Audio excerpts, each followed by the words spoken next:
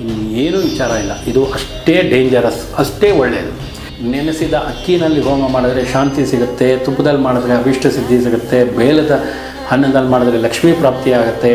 ಆದರೆ ಅವ್ರು ಬರೆದಿದ್ದಾರೋ ನಾವೆಲ್ ಅದರಲ್ಲಿರೋ ಕಾನ್ಸೆಪ್ಟ್ ಇದೆಯಲ್ಲ, ಅದು ಸತ್ಯವಾದಂಥ ಘಟನೆ. ಅಷ್ಟು ಮಾತ್ರ ಹೇಳಬಲ್ಲೆ ನಾನು. ಇನ್ನೊಂದು, ಬಲವಂತವಾಗಿ ದೀಕ್ಷೆಯನ್ನು ತಗೊಳ್ಳೋ ಹಾಗಿಲ್ಲ. ನನಗೆ ಬೇಕೇ ಬೇಕು, ನೀವು ಕೊಡಲೇಬೇಕು. ಆನ್ಲೈನಲ್ಲಿ ದೀಕ್ಷೆ ತೊಗೊಂಡವ್ರು ಎಷ್ಟು ವರ್ಕೌಟ್ ಆಗಿದೆಯೋ ಗೊತ್ತಿಲ್ಲ ನನಗೆ. ಯಾವ ಗುರುಗಳನ್ನು ನೀವು ಹುಡ್ಕೊಂಡು ಹೋಗಿ ಕೇಳ್ಕೊಳ್ಳುವಂಥ ಅವಶ್ಯಕತೆ ಇಲ್ಲ. ಸಹಸ್ರನಾಮಾರ್ಚನೆಯನ್ನು ಮಾಡ್ತಾ ಇರಿ. ಅಮ್ಮನವರೇ ನಿಮ್ಮನ್ನು ಕರ್ಕೊಂಡೋಗಿ ಗುರುಗಳ ಮುಂದೆ ನಿಲ್ಲಿಸ್ತಾರೆ, ಇಲ್ಲ ಗುರುಗಳೇ ಬಂದು ನಿಮ್ಮ ಮುಂದೆ ನಿಂತ್ಕೊಂಡು ಕೊಡ್ತೀನಿ ಬಾಪ ಅಂತ ಹೇಳ್ತಾರೆ.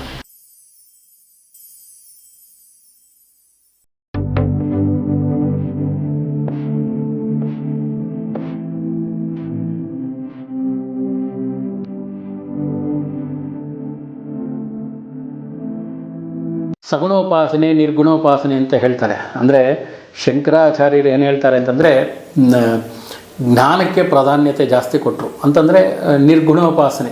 ಯಾಕೆ ಈ ಮಾತು ಹೇಳ್ತಾ ಇದ್ದೀನಿ ಅಂತಂದರೆ, ಅವರು ಬದ್ರಿಗೆ ಹೋಗ್ತಾರೆ.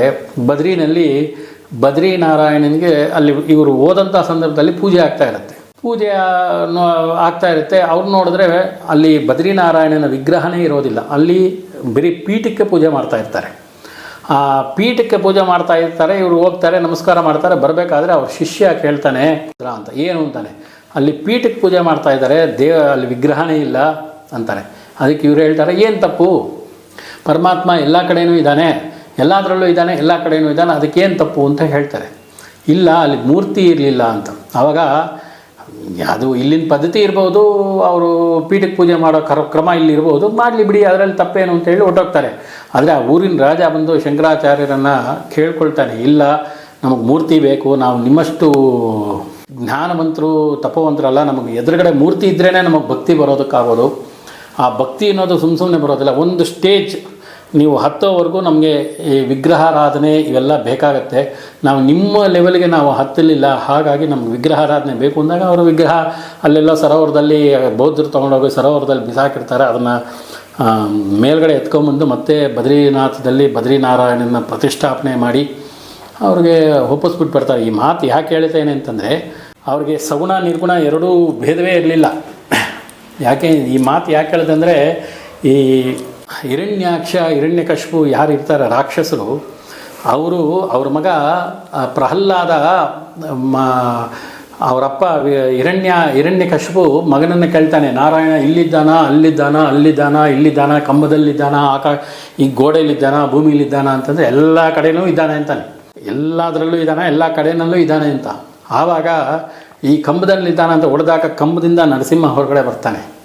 ಯಾಕೆ ಅಂತಂದರೆ ಅದು ಕಂಬ, ನಮ್ಮ ಲೆಕ್ಕದಲ್ಲಿ ಅದು ಕಂಬನೇ, ಆದರೆ ಕಂಬದಲ್ಲೂ ಭಗವಂತ ಇದ್ದಾನೆ, ಕಲ್ಲಿನಲ್ಲೂ ಭಗವಂತ ಇದ್ದಾನೆ ಅಂತ ನಿರೂಪಣೆ ಮಾಡಿ ತೋರಿಸ್ತವ್ರು ಅವರೆಲ್ಲ. ಹಾಗಾಗಿ ಇಲ್ಲಿ ಕಲ್ಲಿದೆ, ಈ ಕಲ್ಲಿಗೆ ಒಂದು ರೂಪವನ್ನು ಕೊಟ್ಟು ಅದನ್ನು ತಗೊಂಡೋಗಿ ಒಳಗಡೆ ಇದ್ದರೆ ಅದೇ ವಿಗ್ರಹ ಆಗೋಗುತ್ತೆ. ಶಿಲೆನೇ ಅಲ್ಲಿ ಜೀವಂತವಾದಂಥ ಭಗವಂತ ಆಗೋಗ್ತಾನೆ. ತಿರುಪತಿನಲ್ಲಿರೋದು ಪರಮಾತ್ಮ ವೆಂಕಟೇಶ್ವರನು ಕಲ್ಲಿನ ರೂಪದಲ್ಲಾದರೂ ಅವನು ಮೊದಲು ಜೀವಂತವಾಗಿದ್ದೇ ಕಲ್ಲಾದ ಅಂತ ಹೇಳಿ ಶಾಸ್ತ್ರ ಪುರಾಣಗಳು ಹೇಳುತ್ತವೆ. ಹಾಗೆ ನಿರ್ಗುಣೋಪಾಸನೆ ಒಂದು ಹಂತದವರೆಗೂ, ಆ ಹಂತದ ನಂತರ ಈ ಪೂಜೆ ಪುನಸ್ಕಾರ ಜಪ ತಪ ಯಾವುದೂ ಬೇಕಾಗಿರೋದಿಲ್ಲ. ಯಾಕೆ ಅಂತಂದರೆ, ನಿಮ್ಗೆ ಅರ್ಥ ಆಗೋ ರೀತಿಯಲ್ಲಿ ಹೇಳಬೇಕು ಅಂತಂದರೆ, ಸಗುಣ ಅಂದರೆ ವಿಗ್ರಹಾರಾಧನೆ, ಮುಂದೆ ಯಾವುದೋ ಒಂದು ವಿಗ್ರಹನೋ ಅಥವಾ ಯಂತ್ರನೋ ಚಕ್ರನೋ ಅಥವಾ ಕಲಶನೋ ಯಾವುದೋ ಒಂದು ಇಟ್ಕೊಂಡು ಪೂಜೆ ಮಾಡಿ ಅದರಲ್ಲಿ ಭಗವಂತನನ್ನು ಕಾಣತಕ್ಕಂಥದ್ದು ಸಗುಣೋಪಾಸನೆ. ನಿರ್ಗುಣೋಪಾಸನೆ ಅಂದರೆ ಏನೂ ಇರಲ್ಲ. ಇವಾಗ ಋಷಿಮುನಿಗಳೆಲ್ಲ ಸುಮ್ಮನೆ ಕೂತ್ಕೊಂಡು ಎಲ್ಲೋ ನದಿ ದಡದಲ್ಲೋ ಪರ್ವತದಲ್ಲೋ ಕೂತ್ಕೊಂಡು ತಪಸ್ಸು ಮಾಡೋರು, ಅವರು ಯಾವುದೂ ಎದುರುಗಡೆ ಏನೂ ಇಟ್ಕೊಳ್ತಾ ಇರಲಿಲ್ಲ. ಅದನ್ನು ನಿರ್ಗುಣೋಪಾಸನೆ ಅಂತ ಹೇಳ್ತಾರೆ. ಈ ಮಾತು ಇಲ್ಲಿ ಸಗುಣೋಪಾಸನೆ ನಿರ್ಗುಣೋಪಾಸನೆ, ಅದೇ ಅಂತರ್ಯಾಗ ಬಹಿರ್ಯಾಗ, ಈ ಎರಡು ವಿಧಾನದಲ್ಲೂ ಭಗವಂತ ನಿಮಗೆ ಅನುಗ್ರಹ ಮಾಡ್ತಾನೆ. ಈ ಛತ್ರಾಮ್ನಾಯ ಪೀಠಗಳಲ್ಲಿ ಮಹಾಯಾಗ ಕ್ರಮ ಅಂತ ಹೇಳಿದ್ನಲ್ಲ, ಎರಡರನ್ನೂ ಇವಾಗ ಪಾಲನೆ ಮಾಡಿಕೊಂಡು ಭಗವಂತನಲ್ಲಿ ಸೇರ್ತಕ್ಕಂಥದ್ದೇ ಇಲ್ಲಿ ವಿಶೇಷ. ಈ ನಾವು ಏನು ಹೇಳ್ತಾ ಇದ್ವಿ ನಿರ್ಗುಣೋಪಾಸನೆ ಅಂತ, ಈ ನಿರ್ಗುಣೋಪಾಸನೆ ಲೆವೆಲ್ವರೆಗೂ ನಾವು ಹೋಗೋಕ್ಕಾಗುತ್ತೋ ಇಲ್ವೋ ಗೊತ್ತಿಲ್ಲ. ಯಾಕೆಂತಂದರೆ ಈಗ ನೀವು MBBS ಸರ್ಟಿಫಿಕೇಟ್ ಬೇಕು ಅಂದರೆ 1ನೇ ಕ್ಲಾಸಿಂದ ಓದಲೇಬೇಕು. 1ನೇ ಕ್ಲಾಸ್ ಓದಿ SSLC MBBS ಸರ್ಟಿಫಿಕೇಟ್ ತೊಗೊಂಡವನಿಗೆ ಮತ್ತೆ 1ನೇ ಕ್ಲಾಸ್ ಓದಬೇಕಾದ ಅವಶ್ಯಕತೆ ಇಲ್ಲ. ಅದನ್ನು ಚೆನ್ನಾಗಿ ತಿಳ್ಕೊ. ಈ ಮಾತನ್ನು ನಾನು ಹೇಳಿದ್ದೆಲ್ಲ ಶೃಂಗೇರಿ ಗುರುಗಳಾಗಿರ್ತಕ್ಕಂಥ ಭಾರತೀ ತೀರ್ಥ ಹೇಳಿದ್ದಂಥ ಮಾತು ಸ್ವಾಮಿಗಳು, ಭಾರತೀ ತೀರ್ಥ ಮಹಾಸ್ವಾಮಿಗಳು ಹೇಳಿದಂಥ ಮಾತು. SSLC ಓದ್ದವನಿಗೆ 1ನೇ ಕ್ಲಾಸ್ ಪಠ್ಯಪುಸ್ತಕದ ಅವಶ್ಯಕತೆ ಇರೋದಿಲ್ಲ. ಹಾಗೆ ಒಂದು ಲೆವೆಲ್ ದಾಟಿದ ನಂತರ ಸಗುಣೋಪಾಸನೆ ಅವಶ್ಯಕತೆ ಇರೋದಿಲ್ಲ, ನಿರ್ಗುಣೋಪಾಸನೆ ಅವನಿಗೇನು ಬೇಕಾಗಿಲ್ಲ. ಎಲ್ಲಿ ಕೂತ್ಕೊಂಡ ಅಂತಂದರೆ ಅಲ್ಲಿ ಜಪ ಮಾಡ್ದ ಅಂದರೆ ಭಗವಂತ ಬಂದೇ ಬರ್ತಾನೆ. ಆ ಲೆವೆಲ್ಗೂ ನಮ್ಗೆ ಇಲ್ಲಿ ಏನೂ ಇಲ್ಲ ಅಂತಂದರೆ ನಮ್ಮ ಆಲೋಚನೆಗಳೇ ಬೇರೆ ಬೇರೆ ಆಗೋಗಿರುತ್ತೆ. ಅಲ್ಲೊಂದು ವಿಗ್ರಹ ಇದೆ ಅಂದರೆ ಹೌದು ಇಲ್ಲಿ ಭಗವಂತ ಇದ್ದಾನೆ ಅನ್ನೋ ಒಂದು ನಂಬಿಕೆ ನಮಗಿರುತ್ತೆ. ಅದೇ ಸಗುಣೋಪಾಸನೆ ನಿರ್ಗುಣೋಪಾಸನೆ. ಈ ಯಂತ್ರದಲ್ಲೂ ಅಷ್ಟೇ ಅದೇ ರೂಲ್ಸ್ ಇಲ್ಲೂ ಅಪ್ಲೈ ಆಗುತ್ತೆ. ಮತ್ತು ಇನ್ನೊಂದು ಶ್ರೀವಿದ್ಯೋಪಾಸನೆಗೆ ಇದೇ ಕೊನೆ ಜನ್ಮ ಆಗಿರುತ್ತೆ. ಯಾರು ಶ್ರದ್ಧಾಭಕ್ತಿಗಳಿಂದ ನಿಷ್ಠೆಯಿಂದ ಯಾರು ಈ ಚಕ್ರೋಪಾಸನೆಯನ್ನು ಮಾಡ್ತಾರೆ ಹೆಚ್ಚು ಕಡಿಮೆ ಅವ್ರಿಗೆ ಮೋಕ್ಷ ಸಿಗುತ್ತೆ ಅಂತಲೇ ವಿದ್ಯಾರಣ್ಯ ತಂತ್ರ, ನಿತ್ಯೋತ ತಂತ್ರ, ದಕ್ಷಿಣಾಮೂರ್ತಿ ಕಲ್ಪ ಇದರಲ್ಲೆಲ್ಲ ಹೇಳಿದ್ದಾರೆ. ಅವ್ರಿಗೆ ಪುನರ್ಜನ್ಮ ಅನ್ನೋದು ಇರೋದಿಲ್ಲ. ಅವರು ಈ ಜನ್ಮನೇ ಅವ್ರಿಗೆ ಕೊನೆ. ಅವರು ಶ್ರೀಚಕ್ರ ಉಪಾಸನೆ ಮಾಡೋರಿಗೆ ಮುಂದಿನ ಜನ್ಮ ಅಂದರೆ ಅವರು ಹಾಗೆ ಇರಬೇಕಾಗತ್ತೆ. ಅಕೌಂಟು ನಿಲ್ ಬ್ಯಾಲೆನ್ಸ್ ಮಾಡೋದಕ್ಕೆ ಪ್ರಯತ್ನವನ್ನು ಮಾಡಬೇಕಾಗತ್ತೆ. ಅಕೌಂಟಲ್ಲಿ ದುಡ್ಡು ಇಟ್ಕೊಂಡು ಅಥವಾ ಕ್ರೆಡಿಟ್ ಇಟ್ಕೊಂಡು ಇದ್ದರೆ ಮತ್ತೆ ಹೊರಟು ಬರಲೇಬೇಕಾಗತ್ತೆ. ಅದು ಅಪ್ಲೈ ಎಲ್ಲರಿಗೂ ಅದು ಹಾಗೇ ಆಗುತ್ತೆ. ಇನ್ನೊಂದು ಶ್ರೀವಿದ್ಯೆಗೆ ಸಮಾನವಾಗಿರ್ತಕ್ಕಂಥ ತಂತ್ರ ಅನ್ನೋದು ಇನ್ನೊಂದು ಇಲ್ಲವೇ ಇಲ್ಲ. This is the superior. ಇದಕ್ಕೆ ಮೀರಿದ ಇದೊಂಥರ ಪ್ರೆಸಿಡೆಂಟ್ ಇದ್ದಂಗೆ. ಇದಕ್ಕೆ ಮೀರಿದ ಇನ್ನೊಬ್ರು ಇದ್ದಾರಾ ಅಂತಂದರೆ ಇಲ್ಲ, ಇವರೇ is A president, is A first person of the India. ಹಾಗಾಗಿ ಅವರೇ ಪ್ರಧಾನ. ಅಮ್ಮನವರೇ ಇಲ್ಲಿ ಶ್ರೀವಿದ್ಯೆನೇ ದೊಡ್ಡ ವಿದ್ಯೆ. ಅದಕ್ಕಿಂತ ಮಿಗಿಲಾಗಿರ್ತಕ್ಕಂಥ ಇನ್ನೊಂದು ಇದೆಯಾ ಅಂತಂದರೆ ಪ್ರಪಂಚದಲ್ಲಿ ಎಲ್ಲೂ ಇಲ್ಲವೇ ಇಲ್ಲ. ಇದೇ ಮುಖ್ಯವಾಗಿರ್ತಕ್ಕಂಥ ವಾಕ್ಯ. ಮೂರನೇದು, ಇದು ಅಕ್ಷಯವಾಗಿರ್ತಕ್ಕಂಥ ಫಲವನ್ನು, ಮೋಕ್ಷವನ್ನು, ಭೋಗವನ್ನು ಕೊಡ್ತಕ್ಕಂಥದ್ದು. ನೀವು ಏನು ಕೇಳ್ತೀರೋ ಎಲ್ಲವನ್ನೂ ಕೊಡುತ್ತೆ. ಇನ್ನೊಂದು ಇದರಲ್ಲಿ ಪಾತ್ರತೆಯನ್ನು ಅಂದರೆ ಅವರವ್ರ ಯೋಗ್ಯತೆಗಳನ್ನು ತಿಳ್ಕೊಂಡು ಉಪದೇಶ ಮಾಡೋಕ್ಕೆ ಬೇಕಾದ್ರೆ ಕಂಡವ್ರಿಗೆ ಎಲ್ಲೆಲ್ಲಿ ಯಾರ್ಯಾರಿಗೋ ಸಿಕ್ಕಿದ್ರು ಅಂದರೆ ಎಲ್ಲರಿಗೂ ಉಪದೇಶ ಮಾಡೋಕ್ಕಾಗಲ್ಲ. ಇದು ಕಂಡೀಷನ್ ಅಪ್ಲೈ. ನಿಮಗೆ ಅದರಲ್ಲಿ ಅಮ್ಮನವ್ರ ಬಗ್ಗೆ ಆಸಕ್ತಿ ಇರಬೇಕು, ಅಮ್ಮನವ್ರ ಬಗ್ಗೆ ಶ್ರದ್ಧೆ ಭಕ್ತಿ ಇರಬೇಕು. ಹಾಗಿದ್ದಾಗ ಮಾತ್ರ ಅಮ್ಮನವರೇ ದಾರಿ ತೋರಿಸ್ತಾಳೆ. ನಾನು ಅದಕ್ಕೆ ಹೇಳಿದ್ದು, ಯಾವ ಗುರುಗಳನ್ನು ನೀವು ಹುಡ್ಕೊಂಡು ಹೋಗಿ ಕೇಳ್ಕೊಳ್ಳುವಂಥ ಅವಶ್ಯಕತೆ ಇಲ್ಲ. ಸಹಸ್ರನಾಮಾರ್ಚನೆಯನ್ನು ಮಾಡ್ತಾ ಇರಿ. ಅಮ್ಮನವರೇ ನಿಮ್ಮನ್ನು ಕರ್ಕೊಂಡೋಗಿ ಗುರುಗಳ ಮುಂದೆ ನಿಲ್ಲಿಸ್ತಾರೆ, ಇಲ್ಲ ಗುರುಗಳೇ ಬಂದು ನಿಮ್ಮ ಮುಂದೆ ನಿಂತ್ಕೊಂಡು ಕೊಡ್ತೀನಿ ಬಾಪ ಅಂತ ಹೇಳ್ತಾರೆ. ಹಾಗಾಗಿ ಈಗಿನ ಕಲಿಯುಗದಲ್ಲಿ ಪಾತ್ರವನ್ನು ವಿಶ್ಲೇಷಣೆ ಮಾಡಿ ದೀಕ್ಷೆ ಕೊಡೋಷ್ಟು ಶಕ್ತಿ ನಮಗೂ ಇರಲ್ಲ. ಕೊಡೋರ್ಗೂ ಇದೆಯೋ ಇಲ್ವೋ ಗೊತ್ತಿಲ್ಲ, ಭಾಳಷ್ಟು ಜನಕ್ಕೆ ಇದೆಯೋ ಇಲ್ವೋ. ಈಗೆಲ್ಲ ಏನಾಗ್ಬಿಟ್ಟಿದೆ ಅಂದರೆ ಕಮರ್ಷಿಯಲ್ ಆಗೋಗಿದೆ. ಆನ್ಲೈನ್ನಲ್ಲಿ ದೀಕ್ಷೆ ಕೊಡ್ತಾರೆ. ಆನ್ಲೈನ್ನಲ್ಲಿ ದೀಕ್ಷೆ ತೊಗೊಂಡವ್ರು ಎಷ್ಟು ವರ್ಕೌಟ್ ಆಗಿದೆಯೋ ಗೊತ್ತಿಲ್ಲ ನನಗೆ. ಆನ್ಲೈನ್ನಲ್ಲಿ ದೀಕ್ಷೆ ಕೊಡ್ತಾರೆ. ಎರಡನೇದು, ಈ ಫೋನ್ಗಳಲ್ಲಿ ಮುಖಾಂತರ ಮೂಲಮಂತ್ರವನ್ನು ಉಪದೇಶ ಮಾಡಿ ದೀಕ್ಷೆ ಕೊಡ್ತಾರೆ. ಅದಕ್ಕೆಲ್ಲ ದುಡ್ಡು ತೊಗೊಳ್ತಾರೆ. ದುಡ್ಡು ತೊಗೊಳ್ಳೋದು ತಪ್ಪು ಅಂತ ಹೇಳಲ್ಲ. ಯಾಕೆಂತಂದರೆ ಅದಕ್ಕೆ ಆದಂಥ ಕೆಲವು ಖರ್ಚುಗಳಿರುತ್ತೆ. ದೀಕ್ಷೆ ಸುಮ್ಮನೆ ಬಂದು ಕೂತ್ಕೊಂಡಿದ್ದ ತಕ್ಷಣ ಮಂತ್ರವನ್ನು ಹೇಳ್ಬಿಟ್ಟು ಕಳಿಸ್ಬಿಡೋದಲ್ಲ. ಅದೇ ಮೊದಲೇ ನಾನು ಹೇಳಿದೆ, ಷಡಾಧಾರಗಳನ್ನು ಉದ್ದೀಪನಗೊಳಿಸಬೇಕು. ಆ ಉದ್ದೀಪನಗೊಳಿಸಿ ಆರಂಭ ದೀಕ್ಷೆ ಅಂತ ಕೊಡಬೇಕು. ಆರಂಭ ದೀಕ್ಷೆ ಕೊಡಬೇಕಾದ್ರೆ ಅದಕ್ಕೆ ಆದಂಥ ಕೆಲವೊಂದು ಪ್ರೊಸೀಜರ್ಸ್, ವೈದಿಕವಾಗಿರ್ತಕ್ಕಂಥ ತಂತ್ರೋಕ್ತವಾಗಿರ್ತಕ್ಕಂಥ ಪ್ರೊಸೀಜರ್ಸ್ ಇದೆ.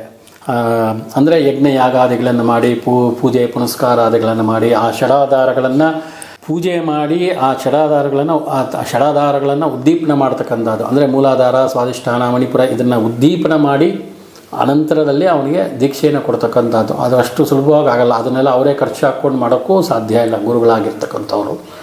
ಹಾಗಾಗಿ ಅದನ್ನು ನೀವು ಬಳಸಲೇಬೇಕಾಗುತ್ತೆ. ಸುಮ್ಮನೆ ಫೋನ್ ತೊಗೊಂಡು ಫೋನಲ್ಲಿ ಮಂತ್ರ ಹೇಳ್ಬಿಡ್ತಾ ಇದ್ದೀನಿ ಇಷ್ಟು ಸಾವಿರ ಕಳಿಸು ಅಂತಂದರೆ ಅವೆಲ್ಲ ಫೋನ್ನಲ್ಲಿ ತೊಗೊಳ್ಳೋವಂಥ ವಿಚಾರ ಅಲ್ಲ. ಪ್ರತ್ಯಕ್ಷವಾಗಿ ಶ್ರದ್ಧಾಭಕ್ತಿಯಿಂದ ಬಂದು ತೊಗೊಳ್ಬೇಕಾದಂಥದ್ದು. ಹಾಗಾಗಿ ಇದನ್ನು ನಾನು ಸುಮಾರು ಸಲ ನೋಡಿದ್ದೀನಿ. ಯಾಕೆಂತಂದರೆ ಈ ಸ್ತ್ರೀ ಲಂಪಟರು ಅಥವಾ ಸ್ತ್ರೀಯರನ್ನು ನಿಂದನೆ ಮಾಡ್ತಕ್ಕಂಥವ್ರು ಅಥವಾ ಕೀಳಾಗಿ ನೋಡ್ತಕ್ಕಂಥವ್ರು, ಇಂಥವ್ರಿಗೆಲ್ಲ ಕೊಡಬಾರ್ದು ಅಂತಲೇ ಹೇಳುತ್ತೆ ಶಾಸ್ತ್ರ. ಹಾಗಾಗಿ ಅಂಥವ್ರಿಗೆಲ್ಲ ಅಮ್ಮನವರ ಅನುಗ್ರಹ ಖಂಡಿತವಾಗಲೂ ಆಗೋದಿಲ್ಲ. ಇದರಲ್ಲಿ ಸ್ತ್ರೀಯರು ಕೂಡ ದೀಕ್ಷೆ ತೊಗೊಂಡಿರೋ ಸ್ತ್ರೀಯರ ಹತ್ರನೂ ದೀಕ್ಷೆ ತೊಗೋಬೋದು. ಯಾಕೆಂತಂದರೆ ಈ ಲೋಪ ಮುದ್ರಾ ಗಾರ್ಗೆ ಇವರೆಲ್ಲ ಯಾರು ಸಾಮಾನ್ಯರಲ್ಲ. ಹಾಗಾಗಿ ಅಮ್ಮನವರು ಮುಖಾಂತರವೇ ಇವರೆಲ್ಲ ದೀಕ್ಷೆ ತೊಗೊಂಡಿರೋದ್ರಿಂದ ಸ್ತ್ರೀಯರಿಗೂ ದೀಕ್ಷೆ ಕೊಡೋಕ್ಕೂ ಅಧಿಕಾರ ಇದೆ, ತೊಗೊಳೋಕ್ಕೂ ಅಧಿಕಾರ ಇದೆ. ಎರಡೂ ಅಧಿಕಾರ ಸ್ತ್ರೀಯರೂ ಮಾಡ್ಬೋದು. ಅವರವ್ರ ದೇಹ ಸ್ಥಿತಿ ಅನುಸ್ಥಿತಿಗಳನ್ನು ನೋಡ್ಕೊಂಡು ಅವ್ರು ಮಾಡ್ಕೋಬೋದು. ಇನ್ನೂ ಒಂದು ಮುಖ್ಯವಾದಂಥ ಪಾರ್ಟ್ ಏನು ಅಂತಂದರೆ, ಈ ಶ್ರೀಚಕ್ರವನ್ನು ಯಾರು ಪ್ರಾಣ ಪ್ರತಿಷ್ಠೆ ಮಾಡಿ ಪೂಜೆ ಮಾಡಿ ಕೊಟ್ಟಿರ್ತಾರೋ, ಯಾರು ಪೂಜೆ ಮಾಡ್ತಾ ಇರ್ತಾರೋ ಅವರು ಇರೋವರೆಗೂ ಮಾತ್ರ ಆ ಶ್ರೀಚಕ್ರದಲ್ಲಿ ಪ್ರಾಣ ಇರುತ್ತೆ. ಇದು ಮುಖ್ಯವಾಗಿರ್ತಕ್ಕಂಥ ವಿಚಾರ. ಇದನ್ನು ಎಲ್ಲರೂ ಗಮನಿಸಲೇಬೇಕು. ಏನು ಅಂತಂದರೆ, ಇವಾಗ ನೀವೊಂದು ಚಕ್ರಾರ್ಚನೆ ಪೂಜೆಯನ್ನು ಮಾಡ್ತಾ ಇದ್ದೀರಿ ಅಂತಂದರೆ ಆ ಚಕ್ರಕ್ಕೆ ನೀವು ಜೀವಂತವಾಗಿರೋವರೆಗೂ ಮಾತ್ರನೇ ಅದಕ್ಕೆ ಜೀವ ಇರುತ್ತೆ. ನೀವು ಸತ್ತ ನಂತರ ಅದಕ್ಕೆ ಜೀವ ಇರೋದಿಲ್ಲ. ಯಾಕಂದರೆ ನಿಮ್ಮ ಪ್ರಾಣವನ್ನು ಆ ಪ್ರಾಣದಲ್ಲಿ ಇಟ್ಟು ಜೀವವನ್ನು ತುಂಬಿಸಿ ಆ ಪೂಜೆ ಮಾಡಿರ್ತೀರ. ಹಾಗಾಗಿ ಅದಕ್ಕೆ ಜೀವ, ನಿಮ್ಮ ಜೀವ ಇರೋವರೆಗೂ ಮಾತ್ರನೇ ಆ ಶ್ರೀಚಕ್ರಕ್ಕೆ ಜೀವ ಇರುತ್ತೆ. ನೀವು ಮರಣಾನಂತರ ಅದಕ್ಕೆ ಪ್ರಾಣ ಇರೋದಿಲ್ಲ. ಇನ್ನೊಂದು, ಈ ಶ್ರೀಚಕ್ರಗಳನ್ನು ಲೋಹಗಳಿಂದ ಮಾಡ್ತಾರೆ, ನವರತ್ನಗಳಿಂದ ಮಾಡ್ತಾರೆ ಅಂತ. ಅಂದರೆ ಮಾಣಿಕ್ಯ, ಮರಕತ, ಪುಷ್ಯರಾಗ, ಡೈಮಂಡಲ್ಲೂ ಮಾಡಿಟ್ಕೊಂಡಿರೋರು ಕೇಳಿದ್ದೀನಿ, ನಾನು ನೋಡಿಲ್ಲ. ಮತ್ತು ಹವಳದಲ್ಲಿ ಮಾಡಿರೋರು ನೋಡಿದ್ದೀನಿ. ಈ ರೀತಿಯಾಗಿರ್ತಕ್ಕಂಥ ಲೋಹದಲ್ಲಿ, ನೀಲದಲ್ಲಿ ಮಾಡಿಟ್ಕೊಂಡಿದ್ದಾರೆ. ನಾನು ನೋಡಿದ ಪ್ರಕಾರ ಮೈಸೂರು ಗಣಪತಿ ಸಚ್ಚಿದಾನಂದ ಆಶ್ರಮದಲ್ಲಿ ಮಾಣಿಕ್ಯದಲ್ಲಿ, ಸ್ಫಟಿಕದಲ್ಲಿ ಮತ್ತು ಹವಳದಲ್ಲಿ, ಮರಕತದಲ್ಲಿ, ಮಾಣಿಕ್ಯದಲ್ಲೆಲ್ಲ ಅವರು ಶ್ರೀಚಕ್ರಗಳನ್ನು ದೊಡ್ಡದಾಗಿ ಮಾಡಿ ಸೇಲು ಮಾಡ್ತಾಯಿದ್ದಾರೆ. ನವರತ್ನಗಳಲ್ಲೂ ಶ್ರೀಚಕ್ರಗಳನ್ನು ಇಟ್ಕೋಬೋದು, ಮತ್ತು ಲೋಹಗಳಲ್ಲಿ ಮಾಡಿಟ್ಕೋಬೋದು, ಮತ್ತು ಶಿಲೆಯಲ್ಲಿ ಅಂದರೆ ಕಲ್ಲಿನಲ್ಲಿ ಬೇಕಾದರೂ ಮಾಡಿಟ್ಕೊಂಡು ಪೂಜೆ ಮಾಡ್ಬೋದು, ಯಾವುದೇ ತಪ್ಪಿಲ್ಲ. ಆದರೆ ಒಂದು ಏನು ಅಂತಂದರೆ ಒಂದೊಂದಕ್ಕೂ ಜೀವ ಅನ್ನೋದು ಒಂದಿರುತ್ತೆ. ಅಂದರೆ ಅವ್ರು ಯಾರು ಪೂಜೆ ಮಾಡ್ತಾರೋ ಅವ್ರು ಇರೋವರೆಗೂ ಅದಕ್ಕೆ ಜೀವ ಇರುತ್ತೆ, ಆನಂತರ ಇರೋದಿಲ್ಲ. ಎರಡರ ಏನು ಮಾಡಬೇಕು ಗುರುಗಳೇ? ಅದು ಬರಲ್ಲ, ಅದು ಬೇರೆ ಎಲ್ಲಾದರೂ ವಿಸರ್ಜನೆ ಮಾಡಬೇಕಾಗತ್ತೆ. ಅದು ಉಪಯೋಗ ಇನ್ನೊಬ್ಬರು ಪ್ರಾಣ ಕೊಟ್ಟು ಮತ್ತೆ ಅದಕ್ಕೆ ಜೀವ ತರಕ, ಇದೊಂಥರ ಹೆಣ ಇದ್ದಂಗೆ. ಹೆಣಕ್ಕೆ ಜೀವ ಕೊಡ್ತೀವಿ ಅಂದರೆ ಅದು ಸಾಧ್ಯ ಇಲ್ಲ. ಹಾಗೇನೇ ಇದು. ಎರಡನೇದು ಬಂದು ಈ ಲೋಹಗಳಾಗಲಿ ಅಥವಾ ರತ್ನಗಳಾಗಲಿ, ಈ ಶ್ರೀಚಕ್ರ ಏನಿದೆ ಇದಕ್ಕೆ ಪರ್ಟಿಕ್ಯುಲರ್ ಏಜ್ ಅಂತ ಇದೆ. ಅಂದರೆ ಲೋಹದಲ್ಲಿ, ಪಂಚಲೋಹದಲ್ಲಿ ಮಾಡಿದ್ರೆ 5 ಲೋಹಗಳನ್ನು ಮಿಕ್ಸ್ ಮಾಡಿದ್ರೆ ಇದಕ್ಕೆ ಇಷ್ಟು ಆಯುಷ್ಯ, ಬಿಳಿ ಚಿನ್ನದಲ್ಲಿ ಮಾಡಿಟ್ಕೊಂಡ್ರೆ ಇಷ್ಟು ಆಯುಷ್ಯ, ಬೆಳ್ಳಿನಲ್ಲಿ ಮಾಡಿಟ್ಕೊಂಡ್ರೆ ಇಷ್ಟು ಆಯುಷ್ಯ, ತಾಮ್ರದಲ್ಲಿ ಮಾಡಿಟ್ಕೊಂಡ್ರೆ ಇಷ್ಟು ಆಯುಷ್ಯ, ನವರತ್ನಗಳಲ್ಲಿ ಮಾಡಿಟ್ಕೊಂಡ್ರೆ ಇಷ್ಟಿಷ್ಟೇ ಆಯುಷ್ಯ, ಇಷ್ಟು ವರ್ಷ, 50 ವರ್ಷ, 40 ವರ್ಷ, 30 ವರ್ಷ, 90 ವರ್ಷ. ಪಂಚಲೋಹದಲ್ಲಿ ಮಾಡಿದ್ರೆ ಅದಕ್ಕೆ 100 ವರ್ಷ ಆಯುಷ್ಯ ಅಂತ ಇದೆ. ಮಾಣಿಕ್ಯದಲ್ಲಿ ಮಾಡಿದ್ರೆ 65 ವರ್ಷ ಆಯುಷ್ಯ ಅಂತ ಇದೆ. ಈ ರೀತಿ ಒಂದೊಂದಕ್ಕೆ ಆದಂಥ ಒಂದೊಂದು ಆಯುಷ್ಯವನ್ನು ನಿರ್ಧಾರ ಮಾಡಿದೆ. ಈ ನಿತ್ಯೋತ್ಸವ ತಂತ್ರದಲ್ಲೂ ದಕ್ಷಿಣಾಮೂರ್ತಿ ಕಲ್ಪದಲ್ಲೋ ಎಲ್ಲೋ ಇದೆ ಅದು. ಆ ಲೋಹಗಳಲ್ಲಿ ಅದಕ್ಕೆ ಆದಂಥ ಆಯುಷ್ಯ ಇದೆ. ಆ ಆಯುಷ್ಯವನ್ನು ಮೀರೋಕ್ಕಾಗಲ್ಲ. ಕೆಲವು ಮರದಲ್ಲೂ ಮಾಡ್ತಾರೆ, ಮರದಲ್ಲೂ ಮಾಡಿ ಪೂಜೆ ಮಾಡುವಂಥದ್ದು ಇದೆ. ಅದಕ್ಕೆ ಆದಂಥ ಕೆಲವೊಂದು ಮರ ಇದೆ, ಅದರಲ್ಲೆಲ್ಲ ಒಂದು 5 ವರ್ಷ 10 ವರ್ಷ ಅದಕ್ಕೆ ಜೀವ ಇರುತ್ತೆ. ಎಲ್ಲ ರತ್ನಗಳಲ್ಲೂ ಮಾಡ್ಬೋದು. ಅದಕ್ಕೆ ಪರ್ಟಿಕ್ಯುಲರ್ ಏಜ್ ಅಂತ, ಲೈಫ್ ಅಂತ ಇರುತ್ತೆ ಅಷ್ಟೇ. ಅದಕ್ಕೆ ಆಯುಷ್ಯ ಇರುತ್ತೆ. ಆಯುಷ್ಯ ಮೀರಿದ ನಂತರ ಅದು ವರ್ಕ್ ಆಗಲ್ಲ. ಅದಕ್ಕೆ ಜೀವನೇ ಅಷ್ಟೇ. ಒಂದು, ಇವ್ರ ಜೀವ ಇರೋವರೆಗೂ ಅದಕ್ಕೆ ಜೀವ ಇರುತ್ತೆ. ಎರಡನೇದು, ಅದಕ್ಕೆ ಆದಂಥ ಜೀವ ಇರುತ್ತೆ. ಆ ಜೀವ, ಆ ಲೈಫ್ ಟರ್ಮ್ ಆಗೋಯ್ತು ಅಂತಂದರೆ ಅದು ಎಕ್ಸ್ಪೈರ್ಡ್ ಆಗುತ್ತೆ. ಇದಕ್ಕಲ್ಲೂ ಎಕ್ಸ್ಪೈರಿ ಡೇಟ್ ಅನ್ನೋದು ಖಂಡಿತವಾಗ್ಲೂ ಇದೆ. ಮೂರನೇದು, ಇನ್ನೊಂದು, ಬಲವಂತವಾಗಿ ದೀಕ್ಷೆಯನ್ನು ತಗೊಳ್ಳೋ ಹಾಗಿಲ್ಲ. ನನಗೆ ಬೇಕೇ ಬೇಕು, ನೀವು ಕೊಡಲೇಬೇಕು ಅಂಥೇಳಿ ಬಲವಂತವಾಗಿ ದೀಕ್ಷೆ ತಗೊಳ್ಳೋಂಗಿಲ್ಲ. ಯಾರೂ ಆ ತಪ್ಪು ಕೆಲಸವನ್ನು ಮಾಡೋಕ್ಕೆ ಹೋಗಬೇಡಿ. ನಮ್ಗೆ ಅವ್ರು ಕೊಟ್ಟಿಲ್ಲ, ನಾವು ಕೇಳಿದ್ರು ಅವ್ರು ದೀಕ್ಷೆ ಕೊಟ್ಟಿಲ್ಲ, ಅವ್ರ ಬಗ್ಗೆ ನಮಗೆ ಅಸಡ್ಡೆ ಇದೆ, ಅದಕ್ಕೆ ಅವ್ರು ನಮ್ಗೆ ದೀಕ್ಷೆ ಕೊಡ್ತಾ, ಅವೆಲ್ಲ ಸಾಧ್ಯವೇ ಇಲ್ಲ. ಅಮ್ಮನವರ ಅನುಗ್ರಹ ಇದ್ದರೆ, ಅವರಿಲ್ಲ ಅಂದರೆ ಇನ್ನೊಬ್ಬರು ಬರ್ತಾರೆ ನಿಮಗೆ ದೀಕ್ಷೆ ಕೊಡೋದಕ್ಕೆ. ಅರ್ಥ ಆಯ್ತಾ? ಯಾರೂ ಅದ್ರ ಬಗ್ಗೆ ನೀವು, ಆದರೆ ನಿಮ್ಮಲ್ಲೇ ಆ ಭಕ್ತಿ, ಮೊದಲೇ ಹೇಳಿದ್ದೆ, ಭಕ್ತಿ ಶ್ರದ್ಧೆ ಏನಾದರೂ ಆಗಲಿ ನಾನು ಬಿಡೋದಿಲ್ಲ ಅಮ್ಮನವ್ರ ಪಾದ ಅಂತ ಇಟ್ಕೊಂಡಾಗ ಮಾತ್ರ ನಿಮಗೆ ದೀಕ್ಷೆ ಸಿಗುತ್ತೆ. ಬಲವಂತವಾಗಿ ದೀಕ್ಷೆ ತೊಗೊಂಡವ್ರು ಯಾರೂ ಉದ್ಧಾರ ಆಗಿಲ್ಲ. ಒಂದು ಸಿಂಪಲ್ ಒಂದು ವಿಚಾರವನ್ನು ಹೇಳ್ತೀನಿ, ಇದು ಪ್ರಚಾರಕ್ಕೋಸ್ಕರ ಅಲ್ಲ. ಒಂದು ನಾವೆಲ್ ಇದೆ, ಚಕ್ರೇಶ್ವರಿ ಅಂತ, ಆ ಪುಸ್ತಕದ ಹೆಸರು ನಾನು ಓದಿದ್ದು. ಮತ್ತು ಅದು ಬಯಸದೇ ಬಂದ ಭಾಗ್ಯ ಅಂತ ಇನ್ನೊಂದು ಟೈಟ್ಲು ಕೊಟ್ಟಿದ್ದಾರೆ ಅದಕ್ಕೆ, ಬಯಸದೇ ಬಂದ ಭಾಗ್ಯ ಅಂತೇಳಿ. ಆ ಪುಸ್ತಕದಲ್ಲಿ ಈ ಶ್ರೀಚಕ್ರಾರ್ಚನೆ ಬಗ್ಗೆನೇ ಒಂದು ನಾವೆಲ್ ಅದು. ಅವರು ಶ್ರೀವಿದ್ಯಾ ಉಪಾಸಕರೋ ಅಲ್ವೋ ಅದನ್ನು, ಅದರ ಬಗ್ಗೆ ನನಗೆ ಗೊತ್ತಿಲ್ಲ, ನಾನು ನೋಡಿಲ್ಲ ಅವ್ರನ್ನ. ಆದರೆ ಅವ್ರು ಬರೆದಿದ್ದಾರೋ ನಾವೆಲ್, ಅದರಲ್ಲಿರೋ ಕಾನ್ಸೆಪ್ಟ್ ಇದೆಯಲ್ಲ, ಅದು ಸತ್ಯವಾದಂಥ ಘಟನೆ. ಅಷ್ಟು ಮಾತ್ರ ಹೇಳಬಲ್ಲೆ ನಾನು. ಅದರಲ್ಲಿರ್ತಕ್ಕಂಥ ಥೀಮ್ ಏನಿದೆ, ಕತೆ, ಅವರು ಕಥಾರೂಪದಲ್ಲಿ ಅದಕ್ಕೆ ಬೇಕಾದಂಥ ಉಪ್ಪು ಖಾರ ಎಲ್ಲ ಸೇರಿಸಿ ಬರೆದಿದ್ದಾರೆ. ಆದರೆ ಮೂಲ ಒಂದು ಥೀಮ್ ಅಂತ ಇದೆಯಲ್ಲ, ಕಥೆ ಇದೆಯಲ್ಲ, ಅದರಲ್ಲಿ ಸತ್ಯವಾದಂಥ ಘಟನೆಗಳನ್ನು ಆಧರಿಸಿ ಅವರು ಕಥೆಯ ನಾವೆಲ್ ಬರೆದಿದ್ದಾರೆ, ಕಾದಂಬರಿ ಬರೆದಿದ್ದಾರೆ. ಯಾರಾದರೂ ನಿಮ್ಗೆ ಓದಿದ್ರೆ ಬಲವಂತವಾಗಿ ಶ್ರೀವಿದ್ಯಾ ತೊಗೊಂಡ್ರೆ ಏನಾಗತ್ತೆ, ಅದು ಕಥೆನೇ ಇರ್ಬೋದು, ಅವ್ರು ಬರೆದಿರೋದು ಕಥೆನೇ ಇರ್ಬೋದು, ಆದರೆ ಸತ್ಯ ಘಟನೆಯನ್ನು ಆಧರಿಸಿ ಬರೆದಿರ್ತಕ್ಕಂಥ ಒಂದು ವಿಚಾರ. ಹಾಗಾಗಿ ಬಲವಂತವಾಗಿ ಯಾರು ತಗೊಳ್ಳೋಕ್ಕಾಗಲಿ ಕೇಳಿಕೊಂಡು ಅವ್ರ ಗುರುಗಳನ್ನು ನಿಂದನೆ ಮಾಡೋಕ್ಕೆ ಹೋಗಬೇಡಿ. ಮುಖ್ಯವಾಗಿ ಗುರುಗಳಿಗೆ ಕೆಲವರು ಇದ್ದಾರೆ, ನಾನು ಇಲ್ಲ ಅಂತ ಹೇಳೋದಿಲ್ಲ, ದುಡ್ಡುಗೋಸ್ಕರ ದೀಕ್ಷೆ ಕೊಡ್ತಕ್ಕಂಥವ್ರು ಇದ್ದಾರೆ.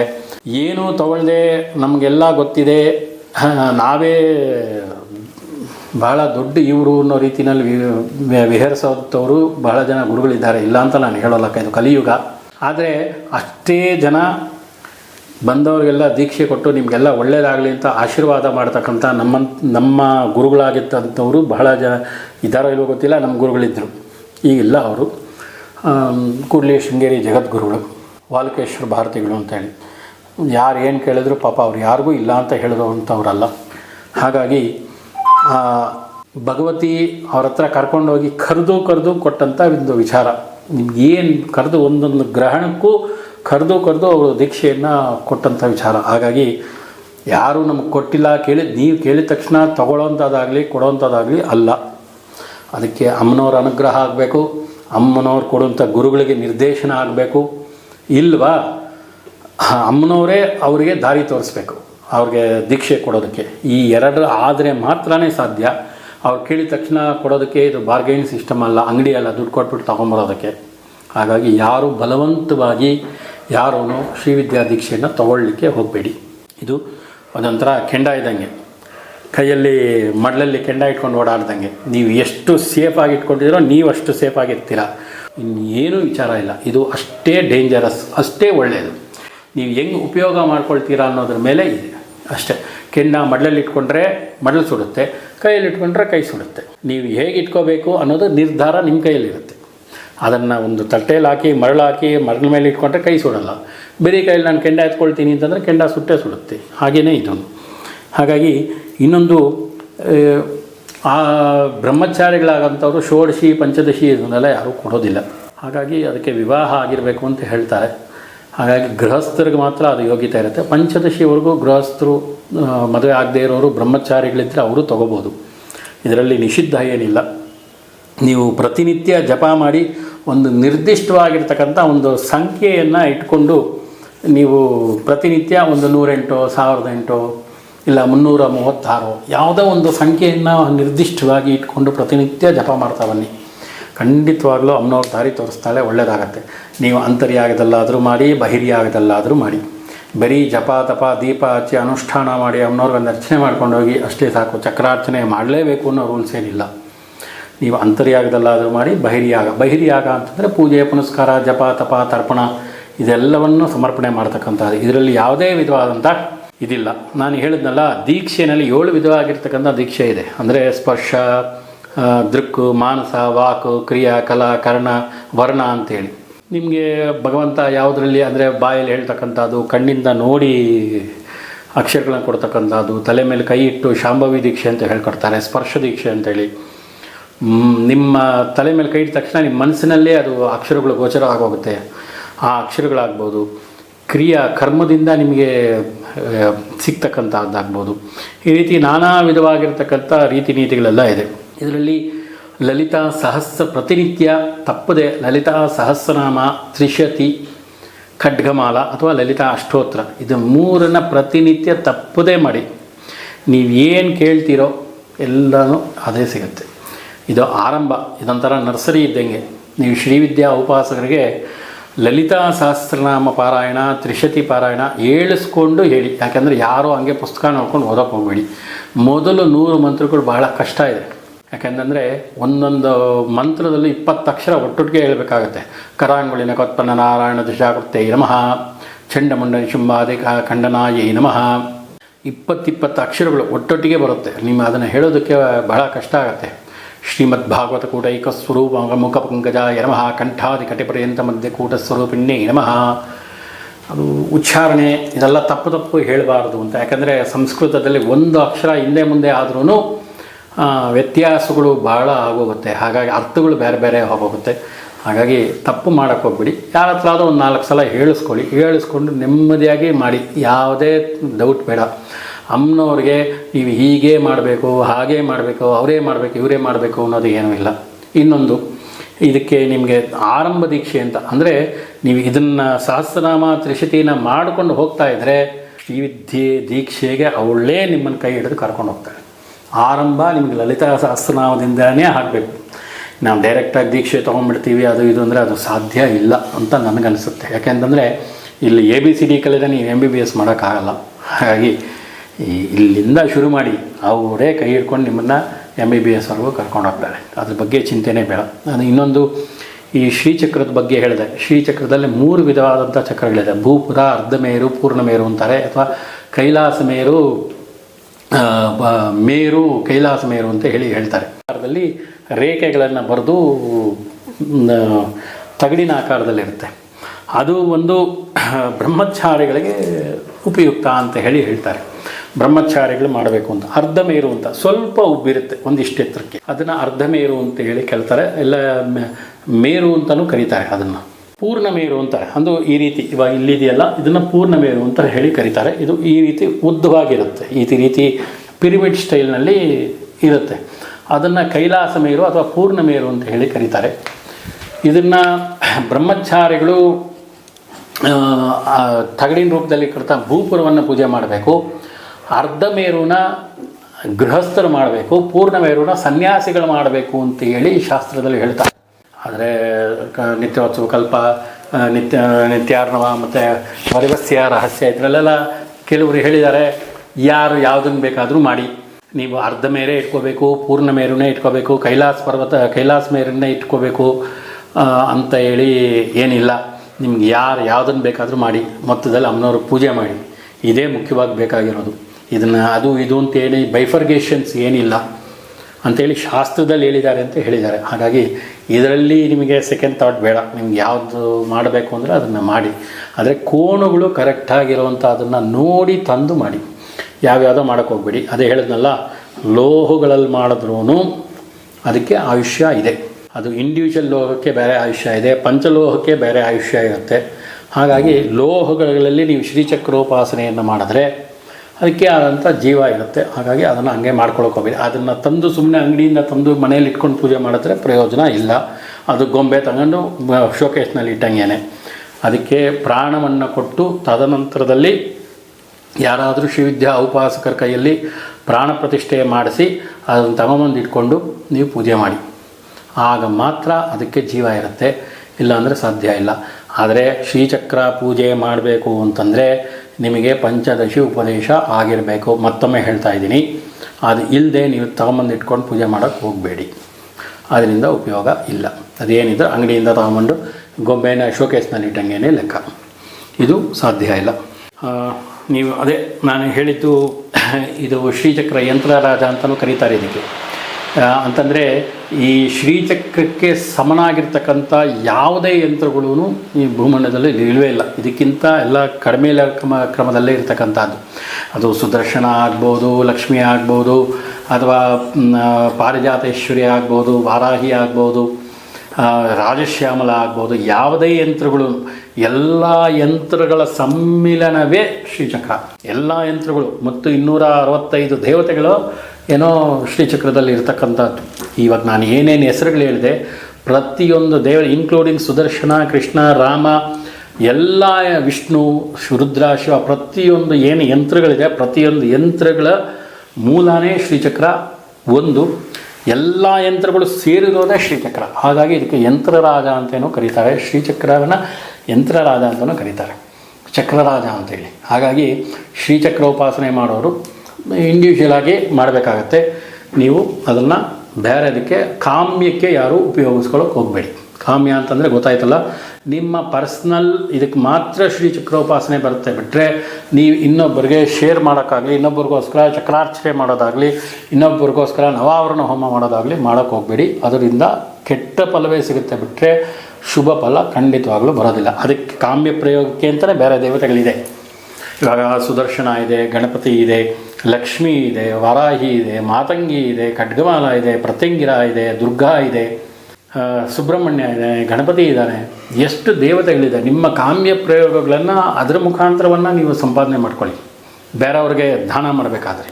ಆದರೆ ಶ್ರೀಚಕ್ರೋಪಾಸನೆಯಲ್ಲಿ ನಿಮಗೆ ಶೇರಿಂಗ್ ಆಪ್ಷನ್ ಇಲ್ಲ. ಅದೇನಿದ್ರೂ ನಿಮ್ಮ ಸ್ವಂತಕ್ಕೇ ಆಗುತ್ತೆ. ಬಿಟ್ಟರೆ ನೀವು ಏನೇ ಮಾಡಿಕೊಂಡ್ರೂ ಸ್ವಂತಕ್ಕೇ, ಇನ್ನೊಬ್ಬರಿಗೆ ನೀವು ಕೊಡೋಕ್ಕೆ ಬರೋದಿಲ್ಲ. ಅದು ಇನ್ನೊಬ್ಬರಿಗೆ ನೀವು ಅದನ್ನು ತೆಗೆದು ಕೊಡೋಕ್ಕೆ ಬರಲ್ಲ. ಪಬ್ಲಿಕ್ಕಾಗಿ ಮಾಡ್ಬೋದು, ಆದರೆ ಇಂಡಿವಿಜುವಲಾಗಿ ಮಾಡೋಕ್ಕೆ ಬರೋದಿಲ್ಲ. ಹಾಗಾಗಿ ಯಾರೂ ಆ ತಪ್ಪನ್ನು ಮಾಡೋಕ್ಕೆ ಹೋಗಬೇಡಿ. ಶ್ರೀಚಕ್ರ ಉಪಾಸನೆ ನಿಮ್ಮ ಕೈಯಲ್ಲಿ ಮಾಡಲಿಲ್ಲ, ನಮಗೆ ಯಾರೂ ಉಪದೇಶ ಮಾಡೋರಿಲ್ಲ ಅಥವಾ ಮಂತ್ರ ಹೇಳ್ಕೊಡೋರಿಲ್ಲ. ಯಾಕೆ ಅಂತಂದರೆ ಶ್ರೀಚಕ್ರ ಪೂಜೆಯನ್ನು ಅಷ್ಟು ಸುಲಭವಾಗಿ ಮಾಡೋಕ್ಕಾಗಲ್ಲ. ಆ ಉಪದೇಶ ಇಲ್ಲದೆ ಖಂಡಿತವಾಗಲೂ ಸಾಧ್ಯನೇ ಇಲ್ಲ. ಯಾಕೆ ಅಂತಂದರೆ ಅದರಲ್ಲಿ ಬರೀ ಬೀಜಾಕ್ಷರಗಳು ಬರುತ್ತೆ. ಆ ಒಂದು. ಎರಡನೇದು, ಒಂದೊಂದು ಅಕ್ಷರದಲ್ಲಿ 4 ಅಕ್ಷರ ಸೇರುತ್ತೆ. ನಿಮ್ಗೆ ಉಚ್ಚಾರಣೆ ಭಾಳ ಮುಖ್ಯ ಆಗುತ್ತೆ. ತಪ್ಪು ಹೇಳಬಾರ್ದು.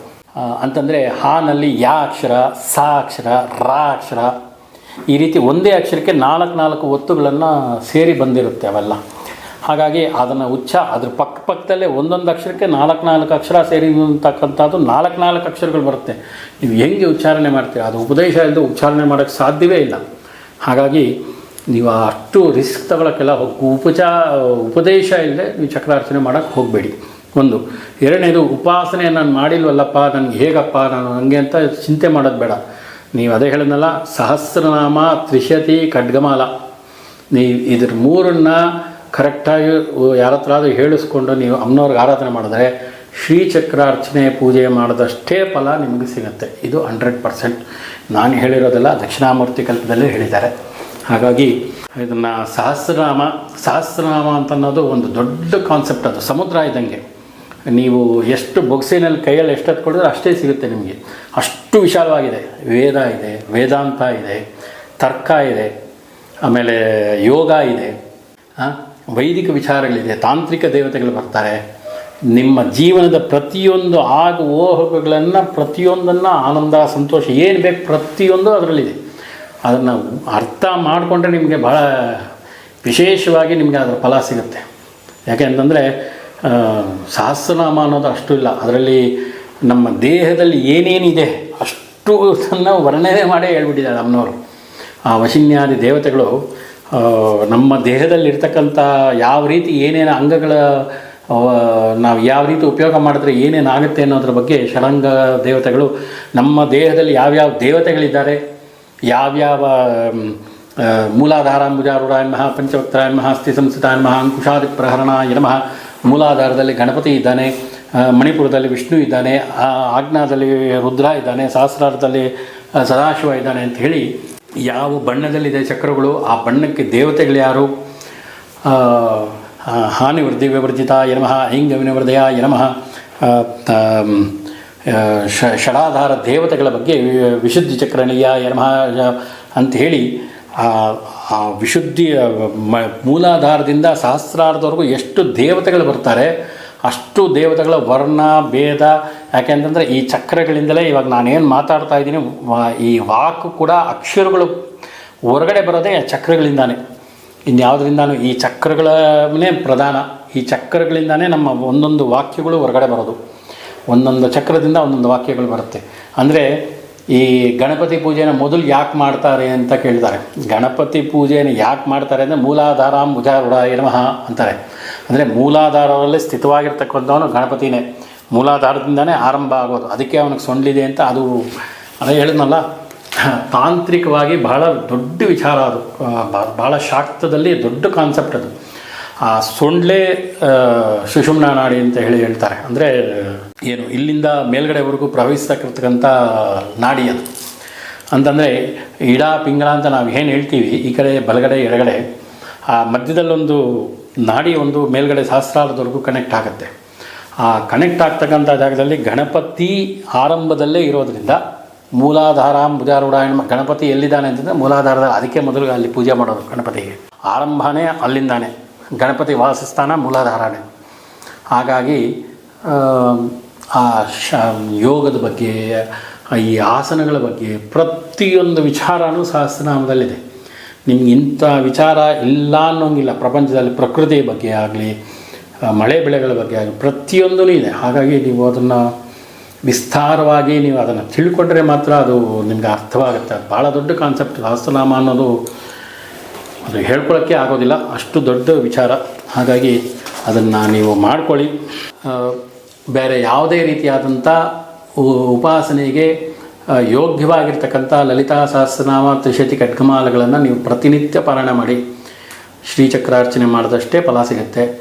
ನಾವು ಬ್ರಾಹ್ಮಣರಲ್ಲ, ನಮಗೆ ಯಾವ ಉಪದೇಶ ಕೊಡಲ್ಲ ಅನ್ನೋ ವ್ಯಥೆ ಬೇಡ.